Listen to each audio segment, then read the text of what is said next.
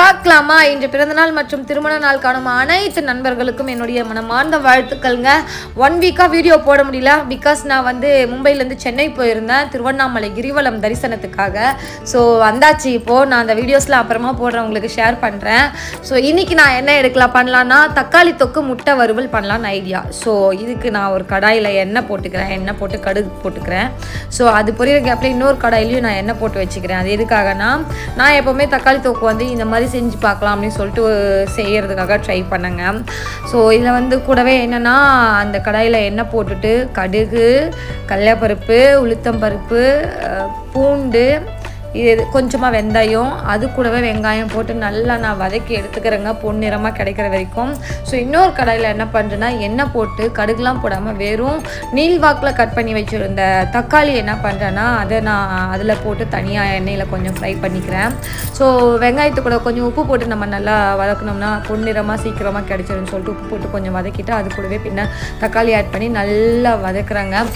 வதக்கிட்டு இது நல்லா இந்த கடாயில் சுருண்டு வர கேப்பில் வந்து இன்னொரு கடாயில் வெறும் நீள் வாக்கில் கட் பண்ண தக்காளி மட்டும் எண்ணெயில் போட்டு ஃப்ரை பண்ணுறேன்ல, அது வந்து ஃப்ரை ஆன உடனே மிக்ஸி ஜாரில் கொண்டு அதை சேர்த்து உடனே அதை நல்லா ஒரு பேஸ்ட் மாதிரி அரைச்சிக்கிறோம், ஒரு 2 ஓட்டு ஓட்டி அரைச்சிக்கிறோம்.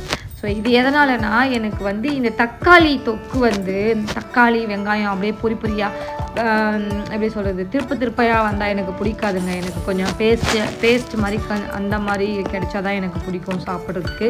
அதனால் இது நல்லா சுருள கடாயில் நம்ம வந்து வெங்காயம் தக்காளிலாம் போட்டு ஆட் பண்ணி வதக்கிட்டு அது கூடவே கொஞ்சம் நீள்வாக்கில் கட் பண்ண தக்காளியை தனி கடாயில் வதக்கி அதை பேஸ்ட்டை அரைச்சி ஆட் பண்ணிக்கிட்டு அது கூட கொஞ்சமாக மிளகாத்தூள் போட்டு நல்லா கொதிக்க விடணுங்க. நான் வந்து கொஞ்சமாக பூண்டு வெங்காயம் இதெல்லாம் கலந்த மிளகாத்தூள் இங்கே பாம்பேயில் கிடைக்கிது, அதை கொஞ்சமாக ஆட் பண்ணிவிட்டு அப்புறமா தான் நான் குழம்பு மிளகாத்தூள் போடுவேன். குழம்பு மிளகாத்தூள் கொஞ்சமாக போட்டு அதையும் நல்லா ஆட் பண்ணிவிட்டு தேவையான அளவுக்கு நான் தண்ணி போட்டு அதை அப்படியே நல்லா கொதிக்க விடலாம் அப்படின்னு சொல்லிட்டு என்னுடைய தக்காளி தொக்கை நான் ரெடி பண்ணிட்டேன். கூடவே பேரலாக அரிசியும் வச்சுருந்தேன். அரிசி வந்து நமக்கு வந்து நான் இப்போலாம் வடித்து தாங்க சாப்பிட்றது, அதுதான் எனக்கும் பிடிச்சும் இருக்குது. அதனால நான் வந்து சின்னதாக எனக்கு ஏற்ற மாதிரி ஒரு சின்ன குண்டனில் வந்து சாப்பாடு வடிக்கிறதுக்காக வச்சுருந்தேன். கூடவே முட்டை ஆல்ரெடி நான் அவிச்சு வச்சுருந்தேன் இல்லையா, அதை என்ன பண்ணுறேன், ஒரு பேன் வச்சு கடுகு போட்டு கடுகு கூட கொஞ்சம் உளுத்தம்பருப்பு போட்டு, நான் இங்கே பாம்பேயில் கிடைக்குதுன்னு சொன்னேன்ல ஒரு பொடி, அது வந்து வெங்காயம் பின்ன அதுலேயே இஞ்சி அதெல்லாம் சேர்ந்த மாதிரி பூண்டு அதெல்லாம் சேர்ந்த மாதிரி கிடைக்கிது.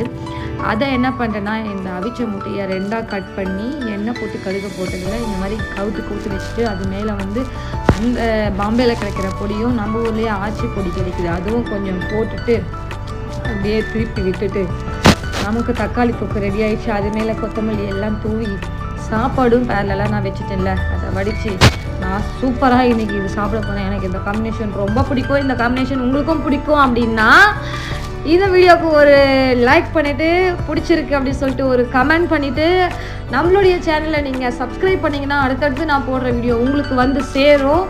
ஸோ நான் இந்த திருவண்ணாமலை கிரிவலம் முடிச்சுட்டு வந்து ஒரு வாரம் கேப் விட்டு உங்களுக்கு வீடியோ கொடுக்குறேன். இதுக்கப்புறம் ரெகுலராக வீடியோ வர்றதுக்காக நான் வந்து அப்லோட் பண்ணுறதுக்காக ட்ரை பண்ணுறேங்க கண்டிப்பாக, இந்த எதுவும் கேப்லாம் இல்லாமல். So at the same time உங்களுக்கு ஒரு முக்கியமான விஷயம் சொல்லணும்னு ஆசைப்பட்றேங்க. நான் ரொம்ப சூப்பராக திருவண்ணாமலை தரிசனத்தை வந்து பார்த்து முடித்தேங்க. ரொம்ப சந்தோஷமாக இருந்துச்சு. முடிஞ்சால் நீங்களும் வந்து உங்கள் லைஃப்பில் ஒரே ஒரு டைம் ஆச்சும் வந்து திருவண்ணாமலை அந்த அண்ணாமலையாரை போயிட்டு பார்த்துட்டு வாங்க. வாழ்க்கையில் மென்மேலும் வளருவீங்க.